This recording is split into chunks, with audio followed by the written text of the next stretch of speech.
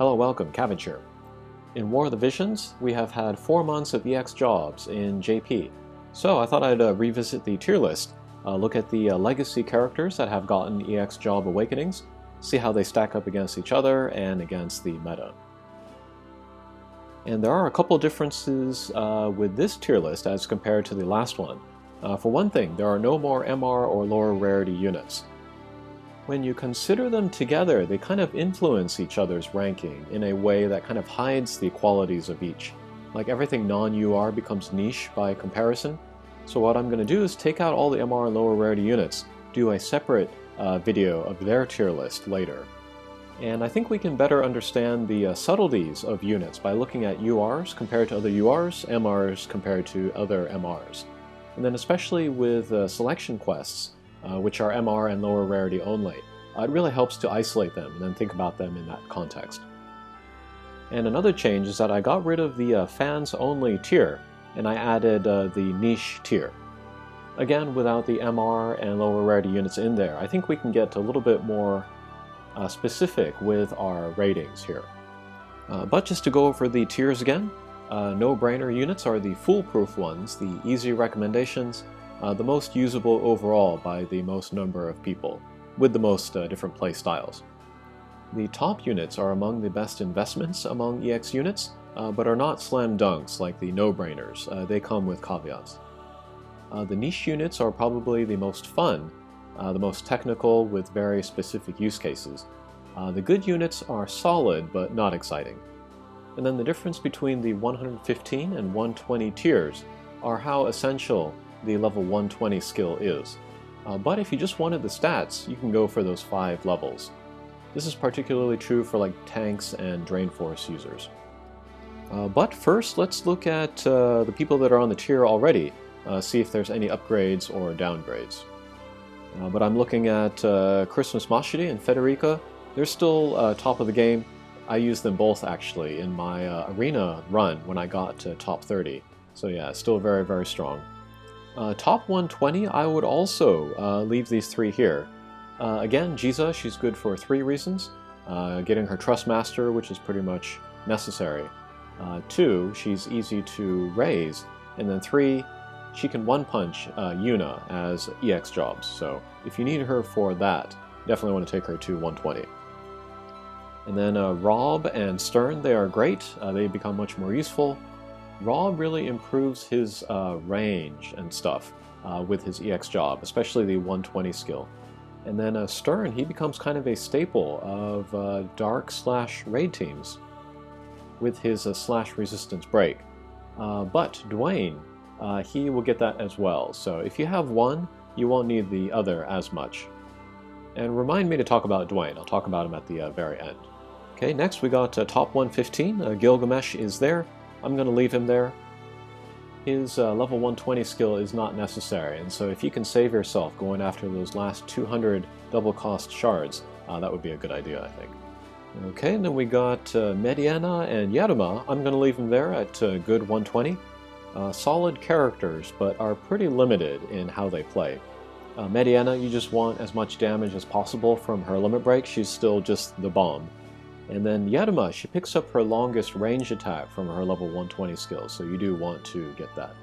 Okay, next we have Mashiti. I'm going to take her down to niche 120. At level 120, she picks up a 100% hit attack, which was really missing from her before. She didn't have Holy or something. And then she does get better stats overall, very high HP. But the stats aren't her problem, it's her jobs and abilities, which stay the same even with EX jobs. And then if you have Yuna, you absolutely don't need Mashiti. But still a good Trust Master, so people that very much enjoy the character, like Mayachin and JP, they can feel free to take her to 120. Okay, and then we have Aurodua. I'm also going to bring her down to niche 120. She really shines in PvE content with her AP and TP skills, and then also in places where you want like wind elements specifically. Like floors of the tower, or Esper fights, or stuff like that. So a great unit, not so much for PvP. Okay, next we got Eileen. I'm also going to put her in niche 120, and it's purely for her raising her HP total with her Drain Force. So, very niche skill. Okay, and then we have Edide and Christmas Ramada. Good, solid units, but you don't need their level 120 skills, so we'll leave them at good 115. Okay, now we have all of these units under the unreleased tier. These are either new additions, or they are units that used to be in fans only, but now I'm going to give them another chance. And then Viktor and Vinera are in here, but they are there to represent the winter versions of those characters, since none of the tier maker tier lists have those units in there. If you do make a tier list on tier maker, if you can update that, that would be awesome. That would be a big help to me. Alright, but let's go from the left, I guess. Ayaka. I'm going to put her in niche 120. I've talked about this before, but she is still excellent as a healer, one of the best units in the game. But at EX jobs, she picks up like really funky support stuff, like give the other units drain, or what is it, defense penetration or something. None of it actually has to do with healing, so if you just wanted her for healing, you could even leave her at 99 and be fine. If you wanted those niche skills, you can raise her to 120, and then you get the niche 120 rating. Okay, next is Warrior of Light. I'm going to put him in top 115. His level 120 skill is not necessary, but because he is a tank, you want to maybe get as much HP out of him as you can. But I wouldn't feel bad about leaving him at 115 at all. So that's why we'll put him there with Gilgamesh. Okay, next let's do Winter Viktora. We're going to put her in No-Brainer. Part of why she jumps to the top of this tier list is because she's newer, so she has like the nice master ability, but also the sniper job is more current. It's more current than like, you know, Knight or Hunter or stuff like that.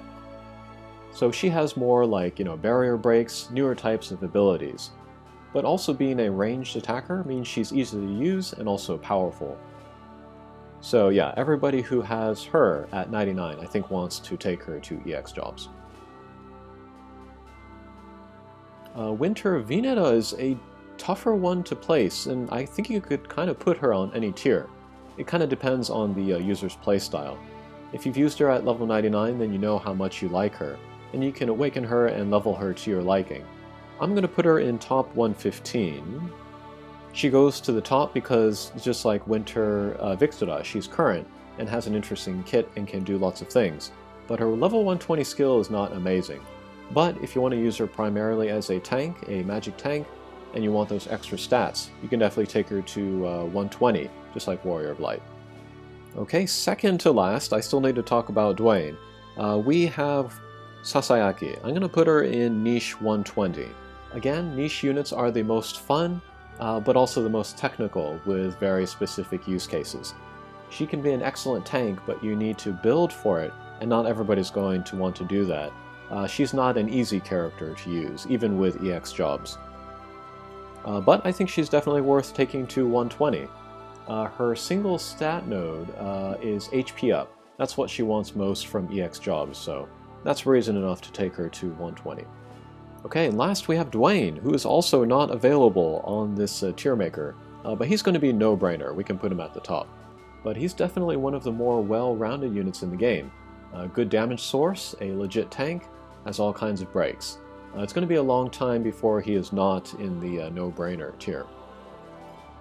And then at level 120, he picks up the slash resist break, which, if you had Stern at 120, you would need less. But again, tanks, bruisers, that kind of stuff, they like higher stats, so you can definitely go for those last 5 levels.